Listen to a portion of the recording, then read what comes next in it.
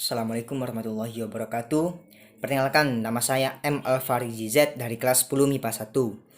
Di sini saya akan menjelaskan makalah yang saya buat tentang aplikasi model atom untuk menjelaskan fenomena alam atau hasil suatu percobaan.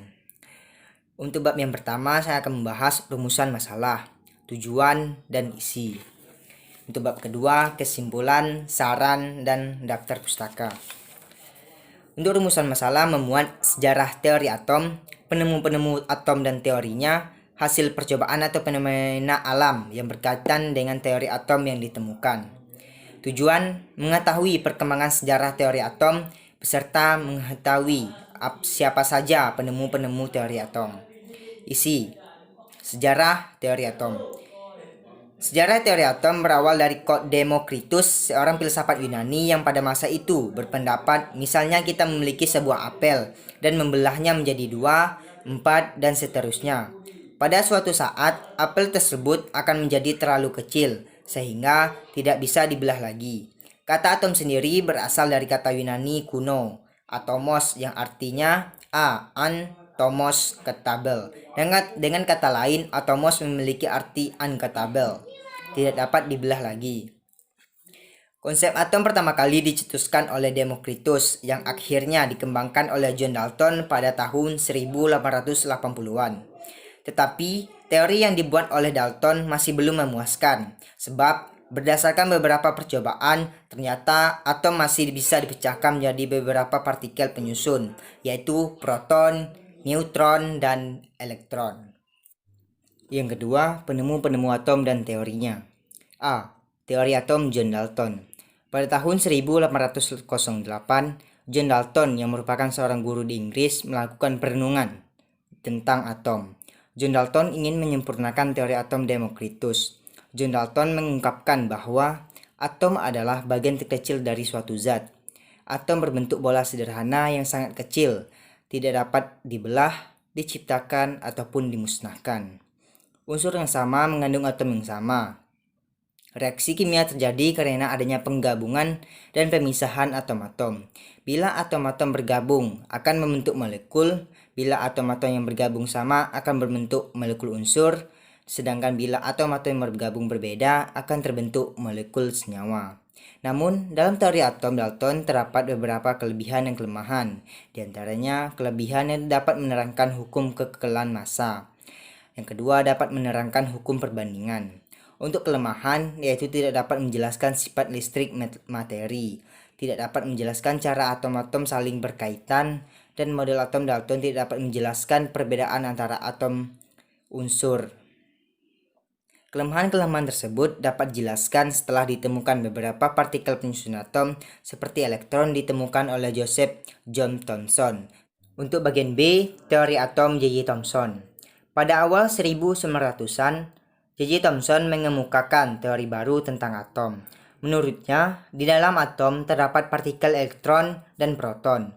Proton memiliki massa yang jauh lebih besar dibandingkan elektron, sehingga model atom Thomson menggambarkan atom sebagai proton tunggal yang besar. Di dalam proton terdapat elektron-elektron yang menetralkan adanya muatan positif dari proton.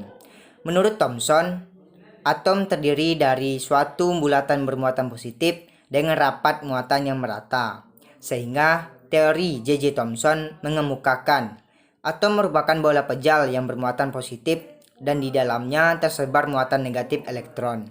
Tetapi dalam teori ini terdapat juga kelebihan dan kelemahannya. Untuk kelebihan yaitu membuktikan adanya partikel lain yang bermuatan negatif dalam atom. Berarti atom bukan merupakan bagian terkecil dari suatu unsur.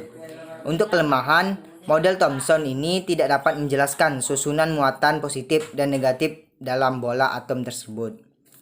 Untuk yang C, teori atom Rutherford. Model atom yang dirumuskan oleh Ernest Rutherford pada tahun 1871 sampai 1937. Seorang ilmuwan Inggris kelahiran Selandia Baru. Model atom ini dirumuskan tahun 1911 dan menggantikan model atom Thomson. Model atom Rutherford disusun berdasarkan hasil percobaan hamburan sinar alfa pada lempengan emas. Percobaan ini menunjukkan bahwa sebagian besar partikel alfa diteruskan dan sebagian kecil dibelokkan. Rutherford menyimpulkan bahwa partikel apa diteruskan karena mengenai sebagian besar atom emas yang berupa ruang hampa. Sementara pembelokan ini akibat mengenai bagian inti yang bermuatan positif. Dengan data eksperimen ini, Rutherford menyimpulkan yang pertama, atom bukan merupakan bola pejal karena hampir semua partikel apa diteruskan. Jika lempengan emas tersebut dianggap sebagai satu lapisan atom-atom yang emas, maka di dalam atom emas terdapat partikel yang sangat kecil yang bermuatan negatif.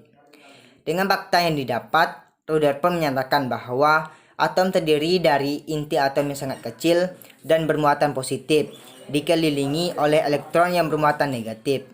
Adapun kelebihan dan kelemahan dari teori atom Rutherford, untuk kelebihan yaitu membuat hipotesa bahwa atom tersusun dari atom dan elektron yang mengelilingi inti. Untuk kelemahan, tidak dapat menjelaskan mengapa elektron tidak jatuh ke dalam inti atom. Yang D, teori atom Niels Bohr. Model atom yang diperkenalkan oleh Niels Bohr pada tahun 1913. Model ini menggambarkan atom sebagai sebuah inti kecil bermuatan positif yang dikelilingi oleh elektron yang bergerak dalam orbit sirkuler. Tetapi, peran gaya gravitasi digantikan oleh gaya elektrostatik. Model ini adalah pengembangan dari model pudding frame pada tahun 1904 dan model Rutherford. Kelebihan dan kelemahan dari atom Bohr adalah untuk kelebihan, atom terdiri dari beberapa kulit untuk tempat berpindahnya elektron. Untuk kelemahan, model atom ini adalah tidak dapat menjelaskan efek Zeeman dan efek Stark. Bagian ketiga yaitu hasil suatu percobaan atau fenomena alam yang berkaitan dengan teori atom yang ditemukan. Untuk A, teori atom Dalton. Hasil suatu percobaan terkait dengan teori atom Dalton menghasilkan atau menyatakan atom masih bisa dibagi-bagi lagi menjadi partikel yang lebih kecil berupa proton, neutron, dan elektron. Yang B, teori atom J.J. Thomson. Hasil suatu percobaan yang terkait dengan teori atom J.J. Thomson menyatakan bahwa ukuran elektron merupakan partikel penyusun atom. Yang C, teori atom Rutherford.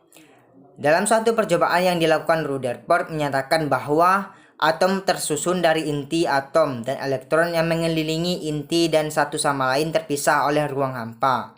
Fenomena alam yang berkaitan dengan teori ini salah satunya ialah planet bumi yang mengelilingi matahari. Dan yang D, teori atom Niels Bohr. Hasil suatu percobaan yang dilakukan oleh Bohr menyatakan atom sebagai sebuah inti kecil bermuatan positif dikelilingi elektron yang bergerak dalam orbit sirkuler. Untuk yang bab kedua, kesimpulan. Di sini ada 3 kesimpulan. Yang pertama, materi tersusun atas partikel-partikel sangat padat dan kecil yang tidak dapat dipecah-pecah lagi. Partikel itu dinamakan atom. Yang kedua, atom-atom suatu unsur identik dalam segala hal, tetapi berbeda dengan atom-atom unsur lain. Yang ketiga, atom dapat bergabung dengan atom lain membentuk suatu molekul dengan perbandingan sederhana. Yang kedua yaitu saran. Sebuah ilmu di dunia tidak ada yang tidak mungkin. Untuk mempertahankan sebuah pendapat kita dalam ilmu pengetahuan tidak bisa hanya dengan duduk diam saja, tetapi buktikan ilmu tersebut supaya kita tidak dianggap sebagai pengecut.